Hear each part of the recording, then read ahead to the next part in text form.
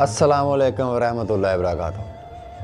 احباب، وہ لوگ جو کہتے ہیں کہ جی ہم اب اس راستے کی طلب رکھتے ہیں، اللہ سے محبت ہے، ہمیں اس راستے کا شوق ہے، تو اب ہم اللہ کو کہاں تلاش کریں، اللہ کو کہاں دیکھیں؟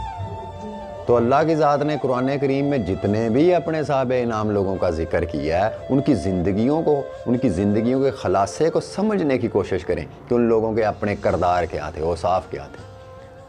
ان لوگوں نے مخلوق سے محبت کی، بار بار قرآن کریم میں ان کا ذکر آتا ہے کہ جہاں پہ اللہ نے کسی پیغمبر کا، اپنے کسی خاص بندے کا، انعام یافتہ لوگوں کا ذکر فرمایا تو ان کا شیوا کیا تھا، ان کی بندگی کیا تھی؟ بندوں سے محبت۔ تو بندوں کی محبت ہی در حقیقت اللہ کی محبت ہے۔ یہ اگر آپ لوگوں سے اس لیے محبت کرتے ہیں، لوگوں کے ساتھ ایسا معاملہ اس لیے کرتے ہیں کہ لوگ جو ہے وہ آپ کو پسند کریں، تو یہ آپ کے نفس کی خواہش ہے، یہ محبت مجازی ہے۔ اور اگر آپ یہ خدمت اس نیت سے کرتے ہیں کہ میں اس لیے ان کی خدمت کر رہا ہوں کہ یہ اللہ کی مخلوق ہے، تو یہ محبت الہی ہے۔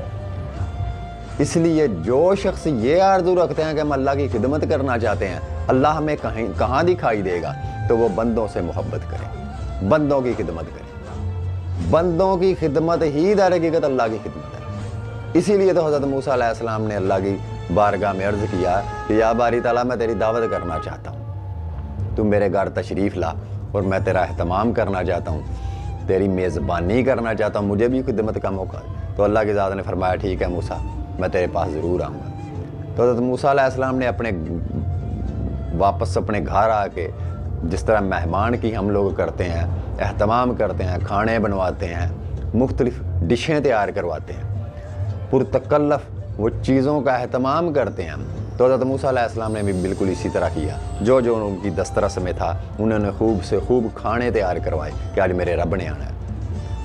تو جب وہ کھانا شانا سارا کچھ تیار ہو گیا تو ایک بوڑھا ضعیف شخص آ کے کہنے لگا، اے موسیٰ، میں نے کافی دنوں سے کھانا نہیں کھایا اور بھوک سے میرا برا حال ہے، مجھے تھوڑا سا کھانا دے دو۔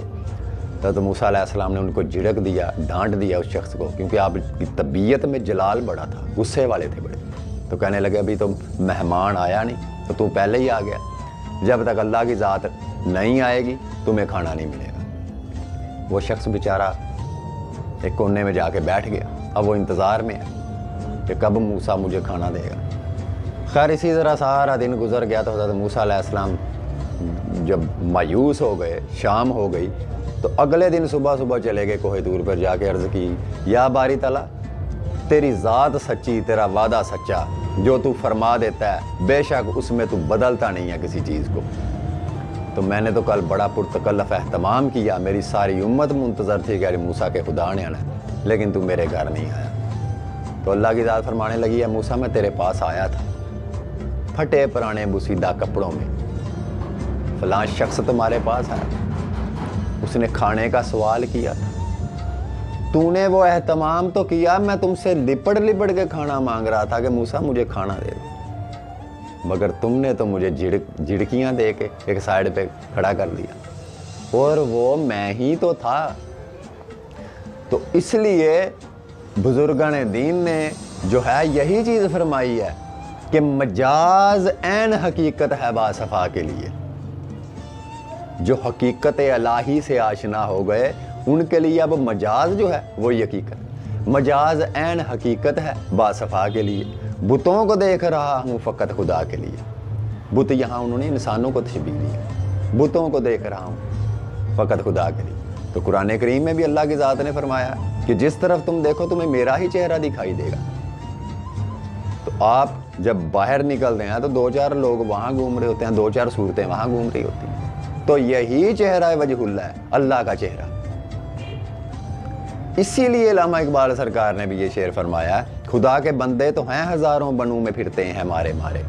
اپنے آپ کو دعویٰ تو کرتے ہیں کہ ہم اللہ والے ہیں، بنوں میں پھرتے ہیں مارے مارے، اللہ والے ہونے کے دعوے دار بڑے ہیں۔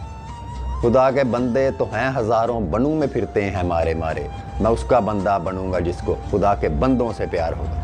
تو خدا کے بندوں سے محبت ہی در حقیقت محبت الہی ہے۔ مجاز آپ کا اپنا نام ہے، حقیقت آپ کا اپنا نام ہے۔ آپ کی نیت اگر یہ ہے کہ آپ لوگوں سے محبت کسی مقصد یا مطلب یا ہرس اور لالچ میں کرتے ہیں تو یہ محبت مجاز ہے، یہ محبت حقیقی نہیں ہے۔ اور اگر آپ وہی محبت فقط اللہ کے لیے کرتے ہیں تو یہی محبت آپ کی محبت الہی میں بدل جاتی ہے۔ اسی لیے حدیث شریف ہے کہ عملوں کا دار و مدار نیتوں پر ہے۔ جیسی آپ کی نیت تھی ویسا ہی عمل آپ کا اللہ کے کھاتے میں جو ہے وہ قبول ہوگا۔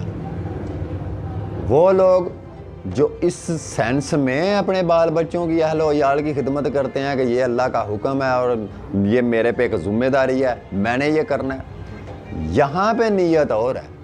اور اگر یہ نیت ہو جاتی ہے کہ یہ اللہ کی مخلوق ہے اور میں ان کا خادم ہوں، میں نے ان کی خدمت اس لیے کرنی ہے کہ مجھے میرے رب نے فرمایا، اب ان کی خدمت کی نیت جو ہے وہ کسی اور چکر میں بدل جائے گی، وہ محبت الہی میں آ جائے گی۔ تو مخلوق کی محبت جو آپ اللہ کے لیے کرتے ہیں، آپ کی نیت میں صرف اللہ کی رضا کا دخل ہوتا ہے تو وہی محبت در حقیقت آپ کی محبت الہی بن جاتی ہے۔ اس لیے وہ لوگ جو کہتے ہیں کہ ہم اللہ کو کہاں تلاش کریں، اللہ تو آپ کے سامنے ہے، آپ کو دکھائی نہیں دے رہا، اب آپ اس کو کسی شکل میں دیکھنا چاہتے ہیں، کسی جو ہے مثال میں ڈھونڈنا چاہتے ہیں، تو اللہ کی ذات تو بے مثل ہے۔ اللہ کی ذات کو دیکھنے کا ایک ہی فارمولا ہے، اس کے نائب کو دیکھ لو، اس کے خلیفے کو دیکھ لو، اس کے چہرہ وجہ اللہ کو دیکھ لو، اور وہ چہرہ وجہ اللہ انسان کی صورت میں۔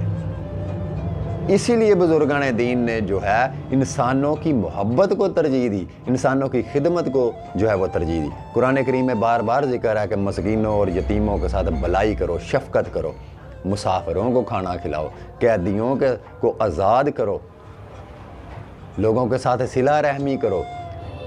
یہ لوگوں کے ساتھ صلہ رحمی در حقیقت اپنے آپ کے ساتھ صلہ رحمی ہے، کیونکہ آپ بھی انسان ہیں، وہ بھی انسان ہے، ایک ہی کل سے یہ ساری جزیں رب نے بنائی ہوئی ہیں۔ تو اس لیے اللہ کی محبت یا اللہ کو تلاش کرنے کی جو آرزو ہے جن لوگوں کو، وہ لوگوں ہی کی طرف گئے ہیں، وہ لوگ انسانوں سے محبت کریں۔ اسی لیے حکم ہوا ہے کہ ماں باپ کے آگے اف تک مت کرنا۔ کیا وجہ ہے ان حکموں کے پیچھے؟ اب ماں باپ کے روپ میں ہے کون؟ اس صفت میں ہے کون؟ پالنے والا کون ہے؟ پرورش کرنے والا کون ہے؟ تعظیم اس صفت کی ہے، اس شان کی ہے۔ عورت کے لیے یہ حکم ہے کہ اپنے شوہر کی اطاعت کرو، اس کے آگے اف تک مت کرنا، کیونکہ یہی جو چیزیں ہیں حقوق العباد ہی در حقیقت حقوق اللہ میں منتقل ہیں۔ لوگ اس کو الگ الگ سمجھتے ہیں، حقوق اللہ الگ ہیں، حقوق العباد الگ ہیں۔ اسی لیے اللہ کی ذات فرماتی ہے میں حقوق العباد، حقوق الہی تو معاف کر دوں گا، اپنے حقوق، بندوں کے حقوق معاف نہیں کروں گا، کیونکہ بندے کے اندر ہی وہ ذات ہے۔ بندگی بندے کی اور بندہ نوازی کے مزے پوچھ اس بندے سے جو بندے کا بندہ ہو گیا۔ سو بندوں کی محبت جو ہے اگر اللہ کے لیے کی جائے تو وہ محبت الہی میں بدل جاتی ہے۔ اللہ کی ذات کو دیکھنے وہ ان کے متلاشی جو ہیں وہ اللہ ہی کے بندوں سے محبت کریں، ان کی خدمت کریں۔ اگر کسی کے دل میں یہ شوق ہے کہ میں اللہ کی خدمت کرنا چاہتا ہوں، اللہ ان چیزوں سے بے نیاز ہے، اگر وہ خواہش ہے تو اللہ کے بندوں کی خدمت کریں۔ اسی لیے تو واصف صاحب فرماتے ہیں کہ زندگی تو تیری آنکھوں کے سامنے گزر رہی ہے اور تو پھر بھی پوچھ رہا ہے کہ زندگی کہاں ہے۔ زندگی تو تیرے سامنے گزر رہی ہے، مگر تیرے پاس وہ دل زندہ بھی ہے نہیں۔ جب دل زندہ تمہیں نصیب ہو جائے گا تو پھر سمجھ جائے گا اس پردے میں کون ہے، کون چھپا ہوا۔